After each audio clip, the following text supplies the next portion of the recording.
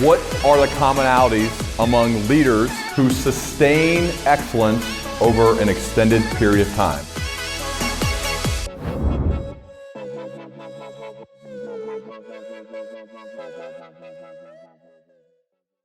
Jeff, great to have you here on the Learning Leader Show. Welcome. Ryan, it's a pleasure to be with you. To start, I want to go back in time, specifically to January 19th, 1985. You are standing in the green room of the War Memorial Opera House in San Francisco. What happened next? Who did you meet? What did you do that day? Well, I was not in a very good mood because I had gotten through the Christmas holidays, which, as many people know, are a time oftentimes of family, and I don't have family really. And so I was reasonably depressed, and I was standing there not in the best mood. And a friend of mine watched a woman walk in at around 10 o'clock, named Kathleen Fowler, as it turned out. And she went up to her, since I wasn't going to be very proactive, and introduced herself, and then brought Kathleen over to me. And we wound up dating and getting married on July 23rd, 1986, and living together until Kathleen died on September 11th of 2021. You dedicated the book to her, and you said, "The love of my life, whose death left a hole in my heart and soul," a really vulnerable, authentic statement. I love starting with love. I think that's what living's all about. Can you share more about that? When someone leaves a hole in you, that's as deep as it gets, man. Can you share more about her and your relationship? Sure. So if she would say, no algorithm would have matched us, which I think is right. Why? Why is that? Because we were very different. I mean, I think in many instances, the social science suggests that similarity is a fundamental basis of interpersonal attraction. I am very committed to my work.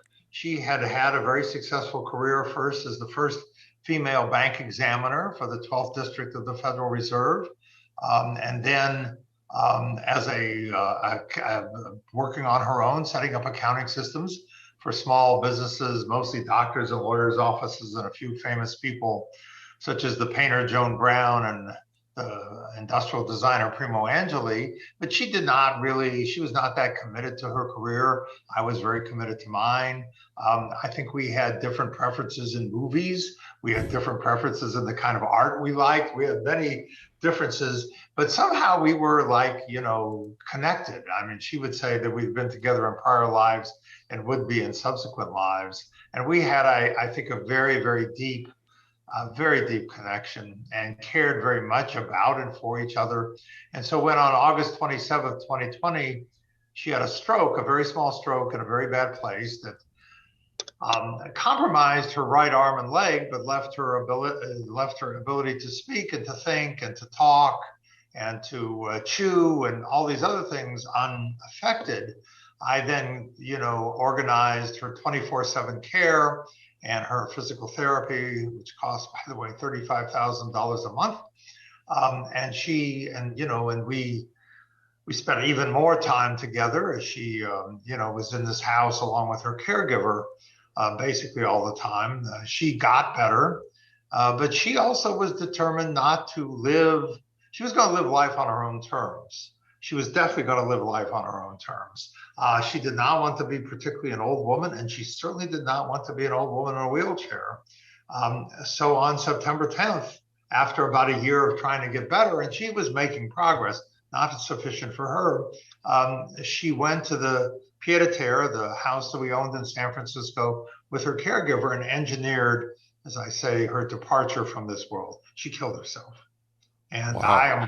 I decided on that day, by the way, to do two things. Number one, to not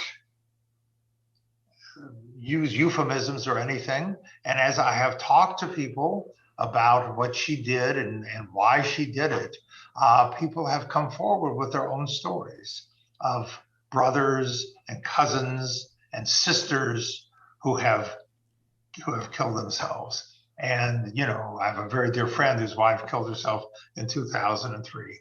And it has become a way, it's kind of weird to say it's become a way of connecting, but it actually has become a way of finding a bond with people who have gone through a similar experience. And the second decision I made is that I was going to take help and ask for help from any friend who was willing to offer it. And so that, to use your earlier phrase, I mean, this of course leaves me not only vulnerable, but it also leaves me much more closely connected to people. I mean, I knew a lot of people, and we are now much closer than we once were. And so that has been, an interesting experience. Thank you for It was a sharing. hard experience. I mean, I still Yeah. remember. I mean, contrary to, if your listeners are interested in advanced directives and the living will and all this other stuff, basically this is up to the doctor. And the doctor at California Pacific Medical Center, Davies campus, on the night she was admitted, even though she was brain dead, kept her alive overnight. And so on the night, so she actually died on September the 11th of 2021. And when I had finished talking to the doctor and giving him the instructions to withdraw life support, and she took no breath after that, I hung up the phone and let out a scream. It is as if my heart was being ripped out of my chest. That's the only way to describe it. Mm. But, I have friends who are much more religious than me who say that the Lord does not give you anything that you cannot handle. And so, I survive. Do you believe that? Um, I don't know. I've certainly handled it. I've certainly, I'm continuing to do work and research, and, I've actually even met somebody, and, so I guess I believe that, in the words of a dear friend of mine, I'm a survivor. And so I think, certainly this was not something I was looking forward to, but it is something that I've managed to survive. Mm. Thank you for sharing, man. Wasn't sure how that would go, but I appreciate it. And there's no real way to transition from this, but you study and write about power and leadership and work. And what you just did was display, I think, a really courageous amount of authenticity and vulnerability. And you could have definitely glossed over parts of that story, and you chose not to. And what you are already experiencing is the fact that that can deepen connection with other people. My friend Jason Gaynard told me relationships move at the speed of vulnerability. And so through the course of this terribly tragic event that you've gone through that's left a hole in your heart, does it make you rethink some things when it comes to vulnerability and leadership and authenticity? Not really, for the following reason. There is, so I would say two things. Number one, and I'll get to the main point in a second. I think one of the characteristics that I displayed in the story that I just told is a characteristic that I'm not sure has always served me well, but it is a characteristic that I think I can engage in as an academic with tenure. As I tell people, I'm old, which makes me dangerous. I'm tenured, which makes me dangerous. The combination of being old and times tenured makes me very dangerous. I can tell the truth. And so, and so I can choose to tell the truth and not have to, kiss up to my boss. Not that this is particularly relevant for that story. I don't have to put on a display. I have something, and I've said this in some of the posts I've written on LinkedIn, for instance, about aging and aging at work. I have advantages that many people do not have because of the career that I have, because of the position that I have, and so on and so forth. Now, to go to your question, there is research that asks the following question. And, and I cite this in the new book, 7 Rules of Power. There's research that asks the following question. There's all this stuff about authenticity and vulnerability, and there is this desire to show this other part of yourself. And how does this work And what they find is that there are two different kinds of relationships. There are work relevant relationships, and particularly work relationships where you are in a position of authority, where people are looking to you for leadership, where demonstrating authenticity and vulnerability is not very helpful. But the authenticity and vulnerability that I displayed with my friends is in a different context. It's not a work related context. So you have friends and you have work. And so we have a very popular class at Stanford called interpersonal dynamics, otherwise known as touchy feely, where people, get very close to each other and whatever. And and that is fabulous because at Stanford, you're in a community, there's relatively low levels of work related interdependence. These are people who are friends of yours. They are not competing for promotions. They are not competing for jobs. And, and many people, and therefore you can develop these close relationships that hopefully will last with you long after you graduate from Stanford. But people who take those same behaviors and then apply them in a work context often get into a lot of trouble because work is different than non-work. There's a different level of competition in work, whereas we know most work organizations are hierarchies. There's a different level of connection in your work people than in your friend people. You're running different agendas. You're doing all kinds of things that are different. The relationships at work may be more transitory. Bosses come and go. Work colleagues come and go, particularly in this age of the great resignation. Your friends are going to be much more stable, probably, than your work people. So I think you should, not one should, the research suggests that what you do at work and what you do outside of work ought to be different. And that isn't surprising. I mean, you see people who behave towards their subordinates or their colleagues in ways that if they behave that way towards their spouse and their children, they would have no family. Maybe Elon Musk would be a good example of that or whatever. I want to talk to you about him in a second, by the way. We'll tease that for later. So I think the general point is that we occupy many roles. We're members of religious communities, we're members of families, we're members of work organizations, and I think it is natural for us to think about behaving differently in these different contexts. Well, so I know basically everything you write and say is backed by research. So I understand that completely. So everything I share is anecdotal evidence from my own life and some friends. But I have been at a number of workplaces, whether I've actually worked there or worked with them as a client, where those lines are really blurred, meaning the bulk of their friendships, a lot of times this happens if people move and you start somewhere and the only place you meet friends are at the office. I know people aren't working in offices as much, but it's still happening. So what about in that case where the business, the culture is set up where it feels, they say family, I know it's not a family, but it feels like your core friend group. You go to happy hours. You may meet your spouse there. I did, by the way.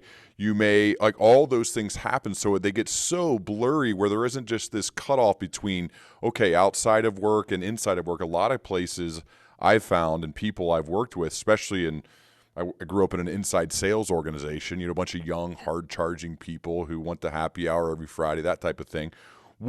What about in those cases where I feel like that's still happening? Maybe not as much as it used to. It definitely happens. The question is whether or not I would recommend that happen. Because work relationships tend to be more transitory in a world in which there are things like layoffs. Yep. And there certainly are things where people move for jobs and whatever. There is research, and as you know, and there's been a lot of discussion about this, about how the number of friendships that most people have has gone down. Many people have almost no close friends, and the relationship between the number of close social ties you have and a variety of both behavioral and physical health outcomes has been demonstrated repeatedly. So I would say, yes, many people find friends at work. My advice to you is not to. My advice to you would be to find friends outside of work where you are able to separate, if you will, the instrumental aspects of your interactions from the, if you will, the more social and social support aspects of your relationship. So Why though? Why can't you do I have both? friends at Stanford, but I have a lot of friends outside of Stanford. Yeah. Why can't you do both? Um, Or why do you suggest not to do both? I mean, I know you're talking about the research here, but so there has been research done by a woman at the University of Toronto, Tiziana Cassiaro, I think that's her last name, who's written actually a book on power. And she says that at work, you oftentimes need to interact with your workmates and even your friends in order to get stuff done. So we work in an interdependent situation. I need your help. I need your advice. And when I mix friendship with these, if you will, more instrumental agendas that I have, I need help. I need advice. I need you you to do something, so that we can move our projects forward. She says, and there's research that she has done that supports this, that people feel dirty. So people are often uncomfortable in mixing.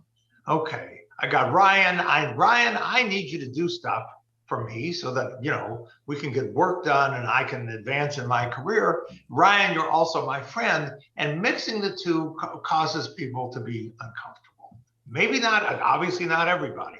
We're not talking about physics here. This is like, yeah, we're talking about probabilities. So I think that would be number one reason. Number two, it depends, everybody says to me, and I think you're going to agree with this, that work careers, not careers over the course of one's life, but the average tenure, particularly for men in jobs, has gone down. yeah. So if my friendships are based upon a relatively less stable environment where people are coming and going much more, I think you would like, I think we would all like a set of friends who will be with us for a longer period than the typical people who are coming and going, particularly in the Silicon Valley, where people stay. So the average tenure, I believe this is true, wouldn't want to be quoted too much on this. I think the average tenure of a first job for an MBA out of Stanford Business School is 18 months. Well, hold on a second. As much as I'd love to say this, Jeff, that is not an average human, though. MBA at Stanford. I know that's normal for you, but that's not normal for most humans. So maybe, I don't know what the average tenure is. I got you. So I love to. But with a high level of mobility, both geographic and across organizations, I would argue that you want a foundation of social support that is more stable than what you're going to get from the people coming and going. I got you. I think my vision is colored by my own experience, like all of ours are. And my first job is where I met friends that I still have to this day, and none of us work at that company anymore, yet we're still friends. So I do think it can happen. And to your first point, I feel like it might be uncomfortable, I guess, if that's what the research says, but I feel like if I have a real relationship with somebody, and maybe even we're friends, that the chance for us to collaborate and get things done would increase, not decrease. So I think I'm okay to shift gears, because I think, again, my opinion of this is viewed based on my experiences, not the wide range of research that you and many others have done. So I'm with you, because there's so much to get to with your work and Leadership BS, as well as that's the title of one of your books, as well as the books you've written about power. So you wrote about, in Leadership BS, you wrote about another person who's been on this podcast a few times named Jim Collins. Jim wrote Good to Great, and he wrote about being a level 5 leader. and you focus on this for part of that book. And I want to talk specifically about being humble and Yep. being modest. So Yep. humble and modest. So I think most people would say, oh, of course, I want a leader who's got humility, and I would say this, and they have some modesty. Can you share what you found about being humble and modest as a leader? So I would say two things. Number one, Jim is a very good friend of mine and endorsed my power book, and I think maybe even endorsed Leadership BS. The second thing I would say about Jim Collins, and you use the term level 5 leader, and I agree with his conclusions about level 5 leaders. I would say two things about level 5 leaders. Number one, Jim and I discussed this. He said, I am talking about people who had already achieved the CEO role. I did not talk about what it took for them to get there. That's number one. Mm-hmm. And number two, I would ask you, Ryan, and I'm sure you remember, how many of the 1,400 plus companies that he studied, how many level 5 leaders did he find? Was it 14. Like 11? What? 14. 14. Yeah, it may be 11, it may be 14. Whatever. The point is that he is studying unicorns. And I would not give advice to people on the basis of what a tiny minority of people do. I mean, this is like saying, I have pancreatic cancer. I know somebody who took peach pits and they had some spontaneous recovery. I'm sure we could find such a person, but that is not how I would base my advice to most people. And the research so the opposite of modesty, I'm not sure if it is really the opposite of modesty, but it's kind of, to me, it's the opposite of modesty, is narcissism. And the research on the effect of narcissism on getting jobs, advancing in your jobs, and whatever is overwhelming. And my friend Charles O'Reilly and I have now done some even more recent research on why that is. It turns out narcissists are more political and more politically skilled and more likely to play politics successfully. But the research, which far goes beyond what we have done personally, looks at the relationship between narcissism, which is quite nicely measured in a variety of different ways, and a variety of career outcome measures, and it finds the opposite. And so, yes, Jim has level 5 leaders. There are 14 of them, or 11, relatively rare. And by the way, they have already achieved the CEO position. And,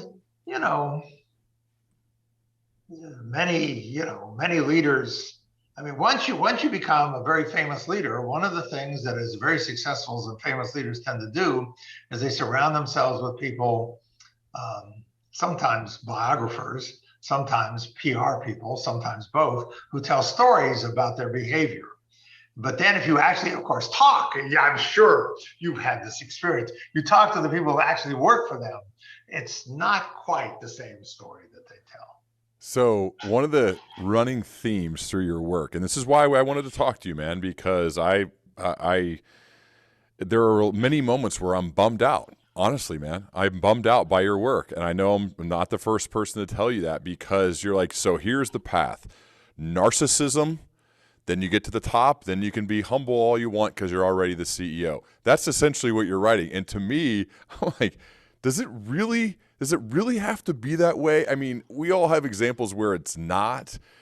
I like to think that's not true. And I feel like you kind of look at this just in a cold-blooded way. The science says this, so that's what I'm going to report. That's what I'm going to write about. And to me, it's just tough. It's tough to take at times to realize, because I was brought up and hopefully embody the qualities of trying to be caring and kind and loving and humble and giving and useful to other people. And then if you do that enough over and over, good things will happen. And I feel like that is true.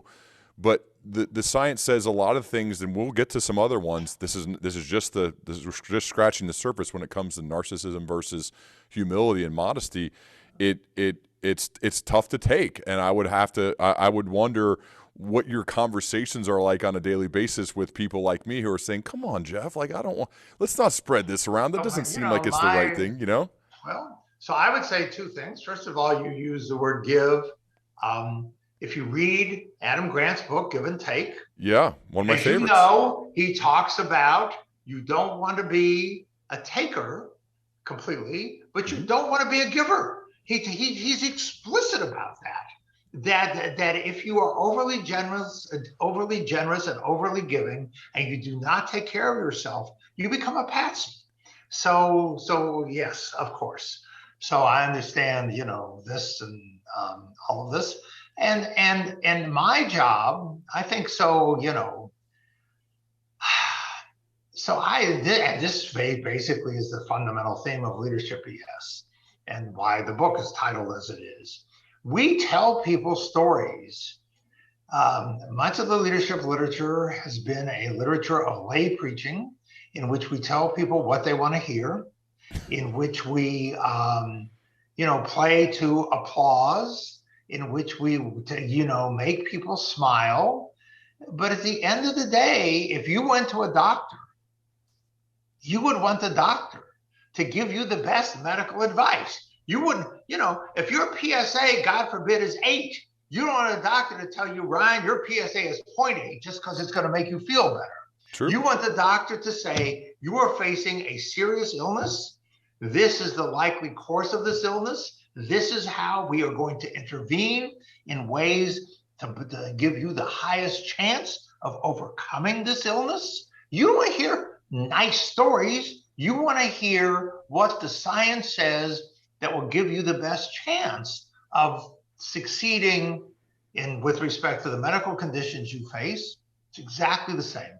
My job is not to tell people nice stories, which, by the way, many of my friends have made a fortune on doing, telling people stories. You want stories? Read Moby Dick. It's better literature and actually told better than half of the stuff that is in the leadership literature. My job is to give people, and of course, the science obviously evolves as it does in medicine, but to give people the best science that I know at this moment in the truth, and to prepare them for the world, not the world that they want, but the world that they're going to likely encounter, so that they will be able to cope with that world. My explicit objective on my course outline is my job is to prepare you with the knowledge and skills so that you never have to leave a job involuntarily. And so in order to do that, I can't tell you, everybody's going to be nice. Nobody's going to compete with you. Everybody's going to be this, that, and the other thing. I have to tell you the world that you're going to face so that you can cope with that world as effectively as possible, which is why just 20 minutes prior to this, I got an email from one of my online students, because we teach this course online also in the LEAD program. It's by far the most popular elective, telling me of his success based upon using this stuff and thanking me. It's why I have, for my 8 o'clock section last winter, I had 191 people on the waiting list for the class. As one student said to me, you're the only person who teaches leadership who's actually willing to tell us the truth. You look at the world. The world, we had a president, he may be president again, named Donald Trump, who doesn't do anything that the leadership literature suggests you ought to do. Elon Musk, Jeff Bezos, we could go down Steve Jobs, a long list of people. Okay. And this should not depress you. I'm pretty explicit about this in the new book, Leadership, The 7 Rules of Power. If I give you knowledge, now if you use that knowledge, and many students do quite successfully, to make yourself more influential, give yourself a leg up in your career, that is not depressing. At the end of the day, you are happier and you are wealthier and you are able to get things done because you follow these principles. So it is not depressing. It actually makes you, happy. So I agree. I'm still bummed a little bit, but I agree with you. So speaking of Adam Grant, I talked to him about this one topic that I want to talk with you about. That is when you write about power in your most recent book and other books, and you're actually modeling this behavior right now as we go. So I'm glad we can get meta for a second. I remember saying, man, I really struggle promoting all of my stuff online. It's hard. I feel like such sleazy and like a self promoter, and it's weird. And he said to me, don't think of it as promoting yourself.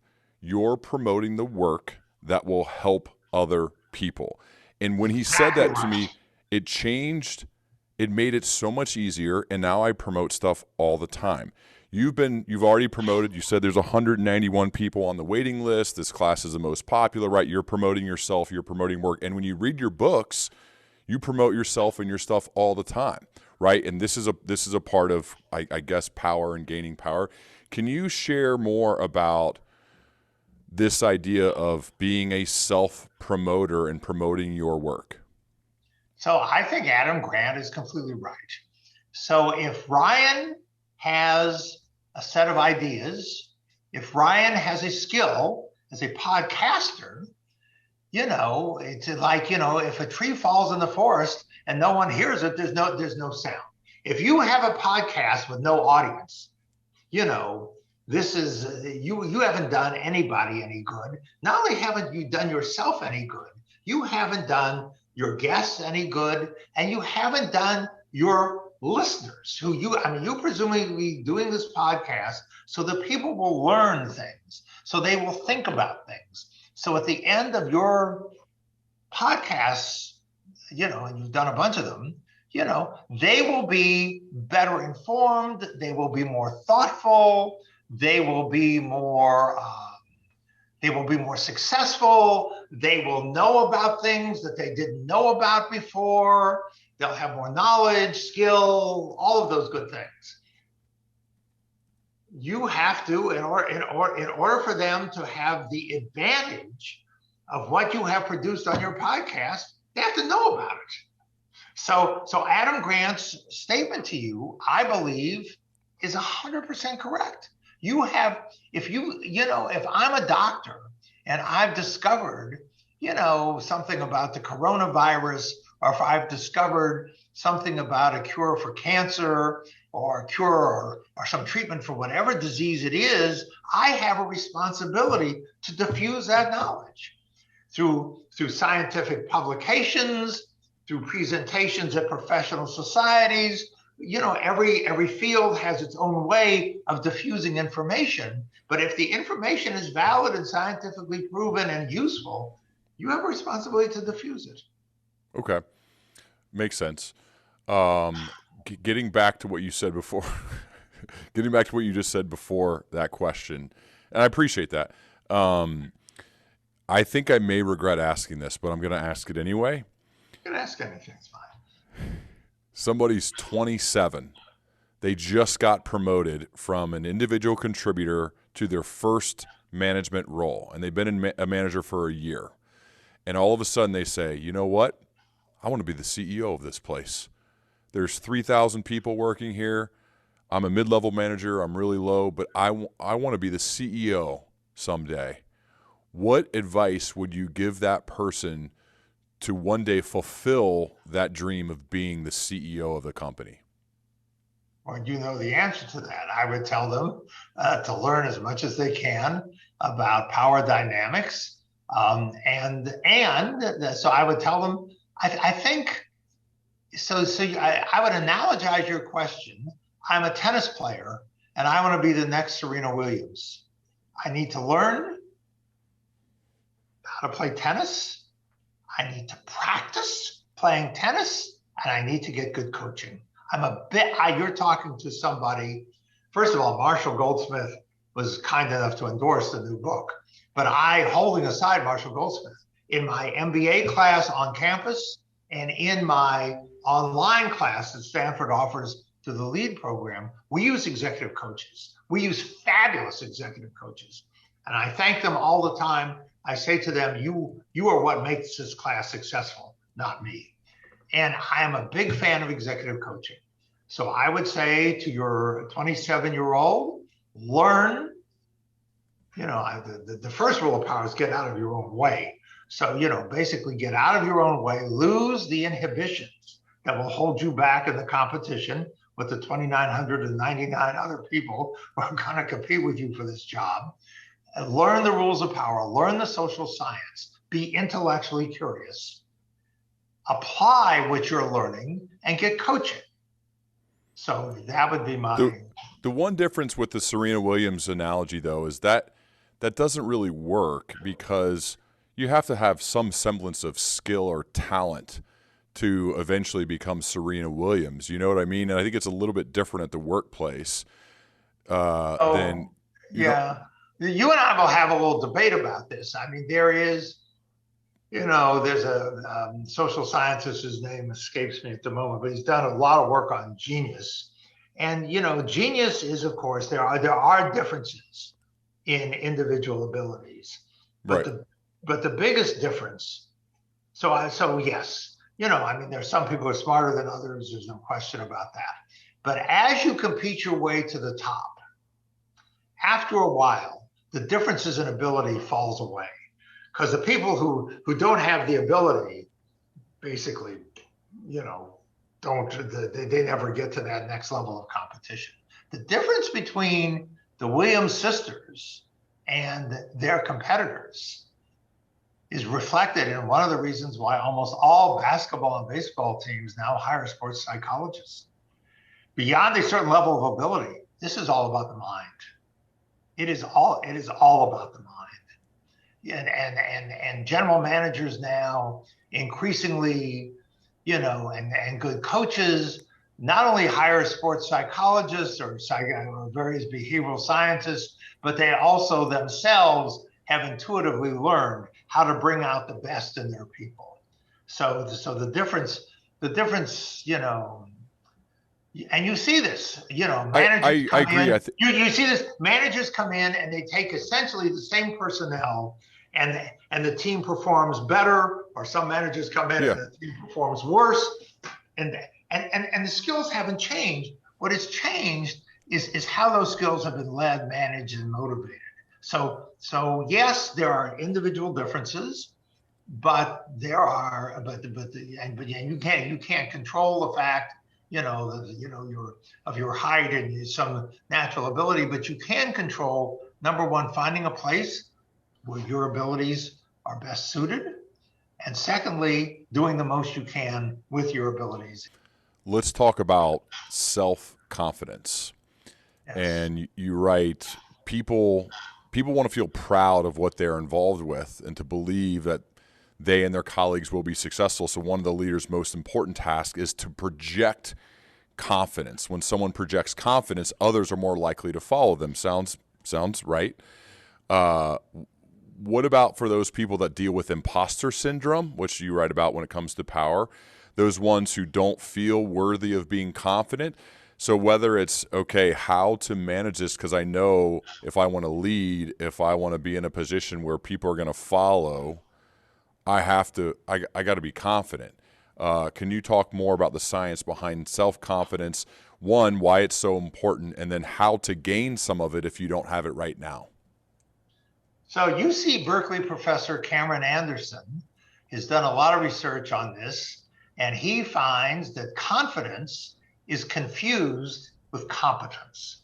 So if you act confident, people will perceive you as more competent than you are, even if, by the way, in some of his studies, they get objective data that says you're not more competent.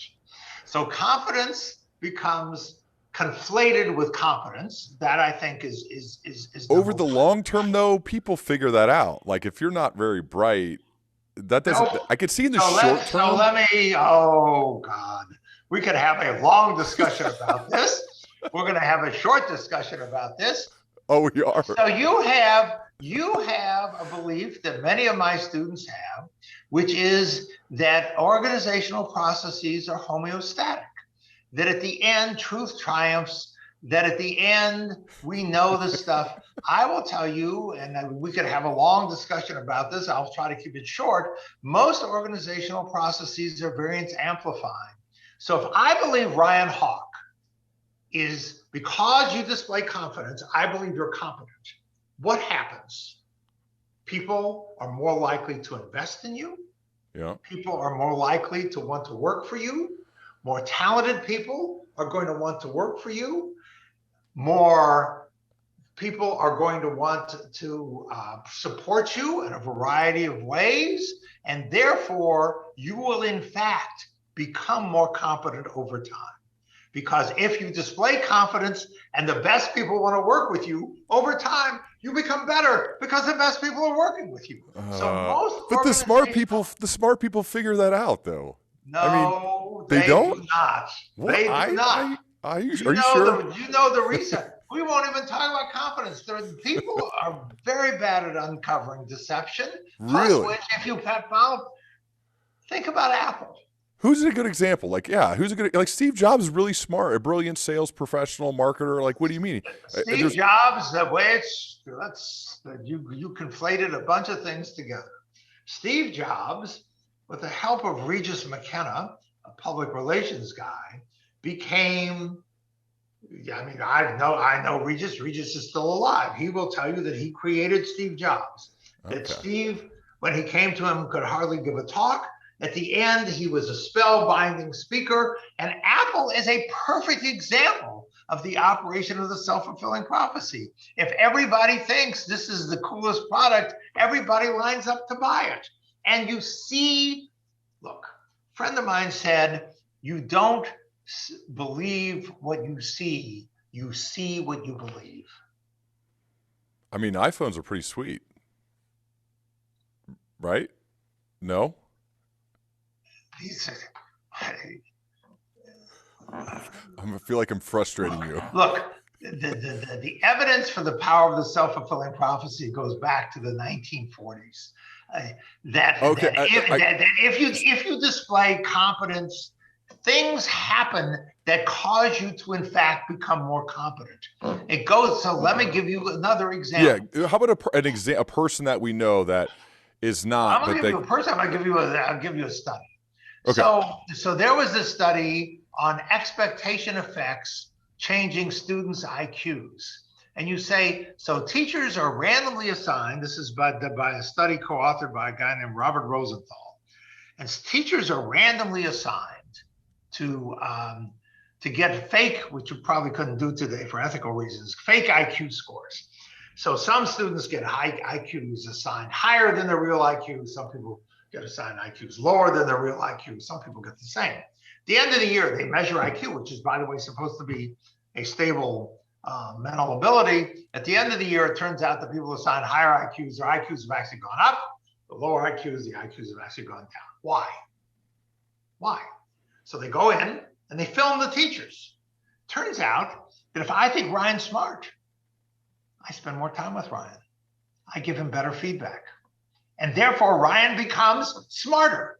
That the original thing, the original assumption, which was not true, becomes true because of the interaction and the interpersonal processes.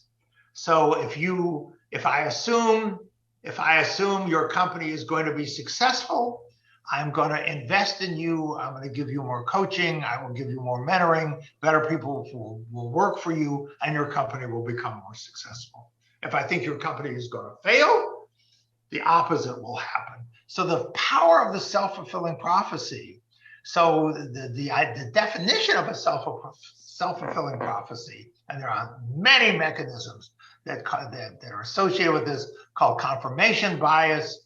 You know, if I think Ryan is a genius, I take the same behavior, I interpret it as a genius behavior. If I assume you're not a genius, I assume that you're some kind of weird eccentric, et cetera, et cetera. Self-fulfilling prophecy means that something that we assume that may originally not be true becomes true because we believe it. Okay. Actually, as an aside, I really like you. You use my first name a lot. Every time you do it, it makes me like you more. Is that intentional? Do you do this on purpose? No, I'm trying to use your name. I'm not trying to use you like me. I'm trying to use your name because this is your damn podcast. You're you understand power though. Like, is that a thing? Like, what is that? Is that a thing, or that you teach people to do from a likability and power perspective? People like, of course, people like everything associated with themselves. Sure, Your of favorite course. number is probably a number associated with your birthday, and Football number. I mean, there is research on what's called implicit egotism, but that isn't why I'm doing it. I'm doing it because I want to, I want to make this more of a personal conversation than a Good. conversation with somebody who I've just seen on my Zoom screen. How conscious are you of all the stuff you've learned from a power perspective to then implement and use it within your own life to gain more power? I am. I should follow my own advice much more than I do. I'm sure, have been much more successful, richer, and everything else. I have colleagues who have followed my advice much more than I have. I have, I don't follow my advice as much as I should, but when I do, the advice mostly works. So the stuff is not only scientifically based. I mean, it's anecdotally based. I give you like a zillion, stories about people who have done it. So yeah, So there's an example I want to pull because one of the tests of the interview process, I think people are still doing this, and COVID probably put a pause for a second, is okay, this is a big time leadership role. Let's take them out to dinner, right? Sometimes they're going to have a few drinks. We're going to loosen them up. And one of the things they look for is how they treat the waiter or the waitress. And in one of these tests, when you write about breaking the rules, in one of the tests, the rule breaker in this case dropped cigarette ashes on the floor and spoke rudely to the waiter. And that person was perceived to be 29% more powerful than the person who was more polite. Jeff, this one killed me, man. I can't stand people being rude to the waiter. I absolutely would judge a candidate based on this, let alone putting cigarette ashes on the ground. So I wonder if this study was recent. It probably wasn't. But can you share about that in the case? Like, this blows my mind I guess they view it as like, look, the intuition behind this study, which has, by the way, been replicated, is that it's the same. And by the way, it's the same principle as anger. Powerful people get to be angry. And so therefore, when you display anger, you're assumed to be more powerful. Powerful people get to break the rules. So therefore, when you break the rules, the assumption is you're more powerful. I was on a podcast, not a podcast, I was on a Zoom thing with the Washington Post people who wrote the book about how many times Donald Trump lies. And I asked them the following question, based upon the research that you and I are now discussing: is Donald Trump's lying a bug or a feature?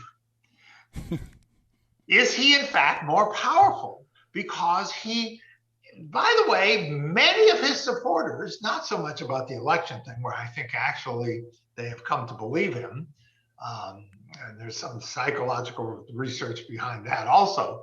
But in many instances, they know he's lying. They don't care.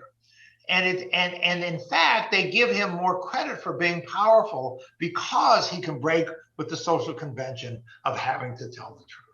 So, isn't that weird though? Because powerful people get to break the rules, the reverse assumption also holds that we see rule breakers as being more powerful. Particularly, if you think about the study you just described, this situation is ambiguous. You see somebody dropping cigarette ashes. You don't see Ryan Hawk or Donald Trump or Joe Biden or Pope Francis dropping cigarette ashes. You see a human being that you know nothing about, a stranger, dropping cigarette ashes. So therefore, your only basis of attribution of how powerful this person is their behavior. You know nothing else about them. You don't know what degrees they have. You don't know what formal position they have. You don't know how much money they have. All you know is their behavior. So if you're going to infer, attributes from behavior, which we all do a little bit, you're going to, look at the behavior and then make the attributions. So obviously it's not advice to treat a waiter or waitress rudely or to drop cigarette ashes on the ground. You were saying from a scientific research perspective, when somebody views that, they say, well, they must have some power if they're going to treat people poorly and they're going to drop cigarette ashes on the ground. That is correct. And however, this is not advice that I would give, because actually I think people ought to treat other people nicely. But if you look at high-level executives, they will often, in fact, treat lower-level people. Come on, you've heard the phrase. I mean, you're too experienced to not have heard this phrase, which is kiss up and kick down. I will not be the first human being who's ever used that phrase. I hate that, though. I hate that. Of course, you hate many things. So yes. The next thing I'm going to give you, or your listeners, one more piece of advice, which is, if you want to hate things, hate many things. I hate the idea of aging. Aging just sucks. I'm a big believer in Cher. If I could turn back time, you should hate the idea that we get old and die. You should hate many things much more than you hate these behavioral science principles. One of the things that I try to teach in my class is to become less judgmental, to not like or dislike or hate or whatever, to say, isn't it interesting? Walt Whitman, the American poet, has this phrase, be curious, not judgmental. Yep. And I think that's very good advice. So when you see people, doing things that you don't like, instead of saying, I don't like this move, say, why does this work? How do they get away with it? What lessons can I learn? Not do I want to imitate them, but in observing their behavior and in their interactions, what can I learn from them that can be useful for me? Be a learner. You're right. That is great advice.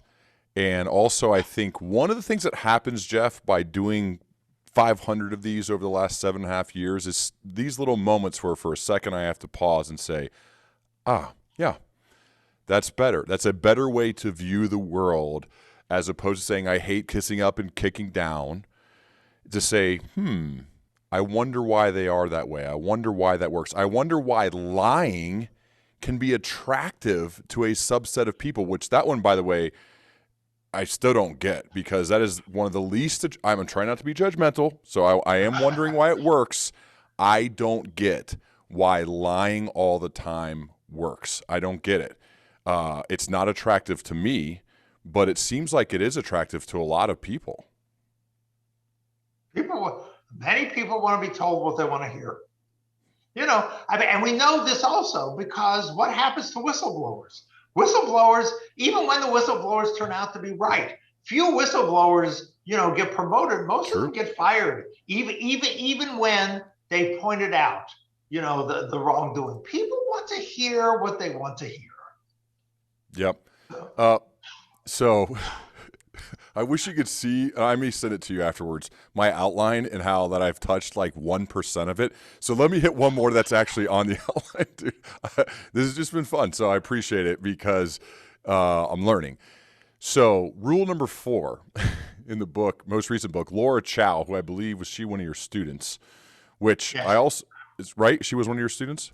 Yes, Laura Chow was one of my students. Okay. She comes to my class. She's on a panel.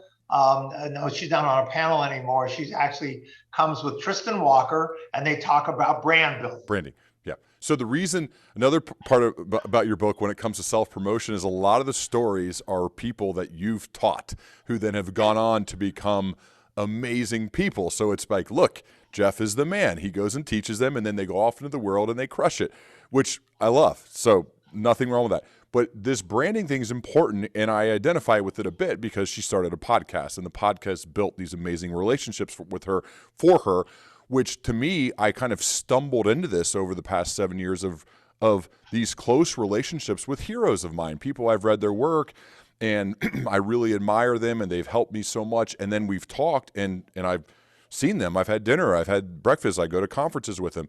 So can you share about Laura Chow and her story of building a brand and why that is important, again, for that 27-year-old-ish who wants to do whatever, maybe be a CEO or maybe start their own business, why this is so important from a power perspective?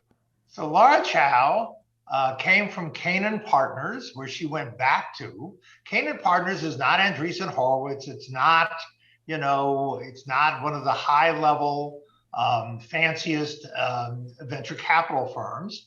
Laura Chow was just made general partner in a very short period of time.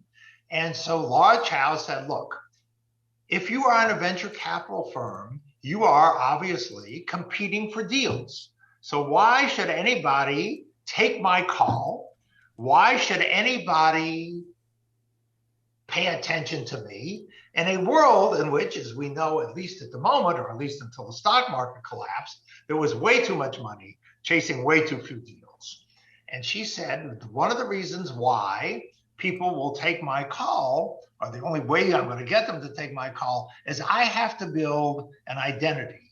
So I'm not Laura Chow, some random woman, who happens to, by the way, be of Asian Vietnamese heritage. I'm not just some, random woman. I am somebody that they know of and have heard of and have respect for. And in order to do that, I need to do podcasts. I need to do writing.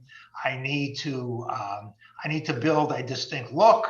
I mean, one of the things that she did is take advantage of the fact that, many people will say that she's the tallest Asian woman they've ever met, and she wears heels to accentuate this, and she dresses in a very stylish fashion, and she, has intentionally, learned a lot and built a lot, and has built a lot of relationships, and so therefore she has become known, and being known therefore gets her more access to the deals that she needs to have exposure to if she is in fact going to be a successful venture capitalist. There are jobs. Venture capital is one. Investment banking is another. Sales is another. Where it's very hard to sell if you're not, able to connect or be in contact with your customers. So in those instances, you need to have a reputation, a brand that causes people to be willing to interact with you and to take your phone calls. Yep. You have time for one more question? Sure. So you studied leaders for decades.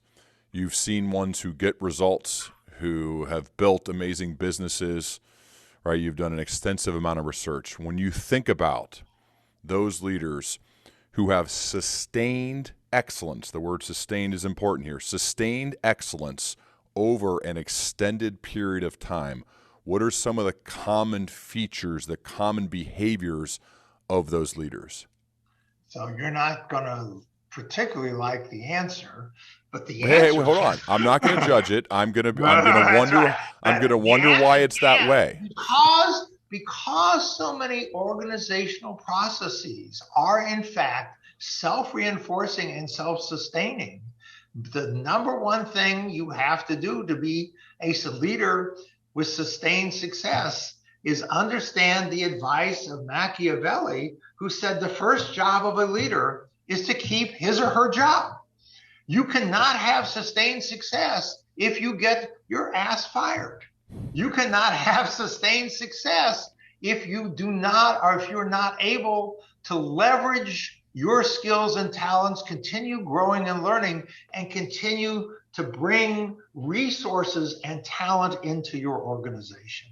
And so therefore, things like branding, things like networking, and continuing to build relationships with important, intelligent people who can help you become more intelligent than you are and more insightful than you are.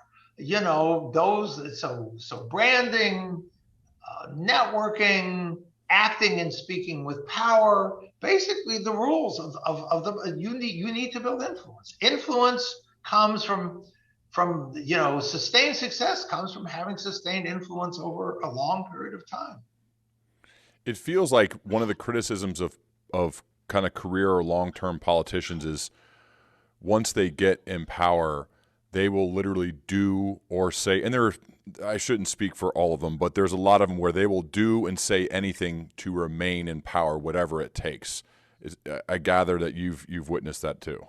Of course. By the way, that's not that different from, CEOs also, who will do and say whatever it takes. They will, Sandy Weil fired John Reed out of Citibank. You see people at Google and at other organizations come and go, from the senior management ranks as there is jockeying for power. Yes, when Jim Collins left Stanford Business School, he's a good friend of mine. He gave me a book.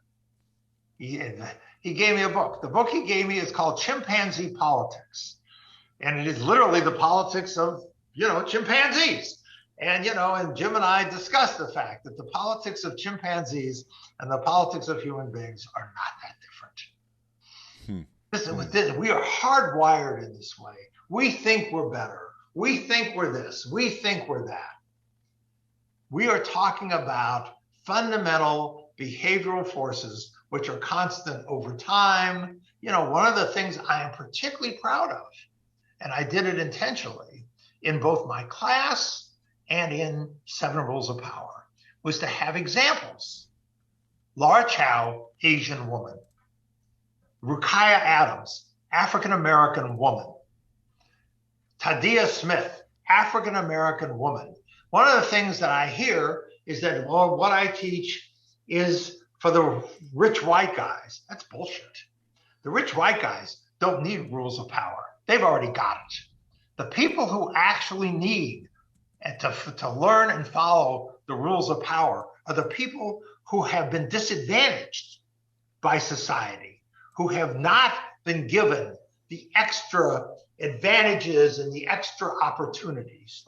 And so I have examples in this book of Latino women and Latino men, for that matter, and people. I had dinner actually the other night with somebody who came from the favelas of Brazil. I had a student in my class who was homeless on the streets of Hong Kong at one point in his life.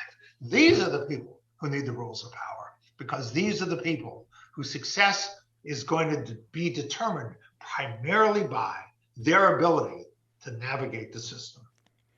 Jeff, the book is called 7 Rules, the most recent one. I would read more than just 7 Rules of Power. I appreciate you sending me a copy.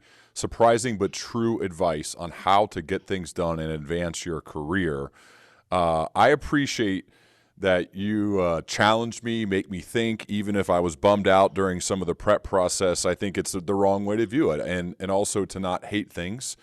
Like kiss up and kick down, but to wonder why it is that way, or to wonder why someone may be attracted to a quality that I'm not.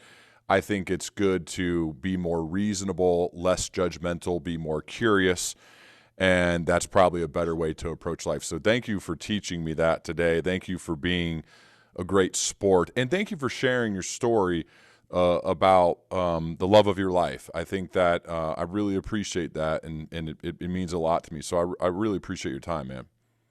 That's okay. I'm happy. This was a very, very engaging conversation. I appreciate your, pushing me and having the kind of debate and interchange we had. I think it makes it way more entertaining. Way more. And way more fun for me. Well, good. Me too. Me too. Just to kind of let it loose and let it go. I think it's much more enjoyable. So I would certainly love to continue our dialogue as we both progress, man. I would love to do it also. And if you're ever, I don't know, where do you live? I'm in Ohio. Okay. Well, if you ever. One of my good friends. You guys are going to have an interesting. Pay attention to the Senate election in the context of the book. What about it? What about San Francisco? Let's do it. What about the election? I don't pay much attention to it. I think it illustrates many of the points that you've made, that people will do anything to win, but not just in politics. I mean, watch carefully. I mean, I have had students. As I said to you earlier, my objective in my class is to never have people who've taken this class leave a job involuntarily. Trust me, we are not at 100% quality. People get thrown out of jobs. Founders get thrown out of their jobs. People lose their positions all the time. And so I'm still working on that. And I try to get them, to learn from that experience and to pay attention, to be vigilant, to be curious and to keep their eyes open and to try to understand the phenomenon that's going on in a way that permits them to not only understand it, but then to act on that understanding. So it's not just, if you notice, you can read the 7 rules of power. If you don't act on it, you're not going to get anywhere. And that's why I think it's so important to practice. And one of the things that I do in the class is I have people do a lot of writing and a lot of personal planning and a lot of practice. So that's the way to do it. You got to. The thing that made Tiger Woods a great golfer is not only his ability. He started playing golf when he was very young, and he got a lot of good coaching. We learn who we are in practice, not in theory. You got to do it. You got to be an experimental's mindset. I think you got to do it. Jeff, when I'm out west, one of my good friends is an assistant basketball coach at Stanford, Rob Eson. When I'm out there meeting with Rob, I would love to go to dinner with you. It'd be great, man. Let's do it. Absolutely. All right. Thanks, man.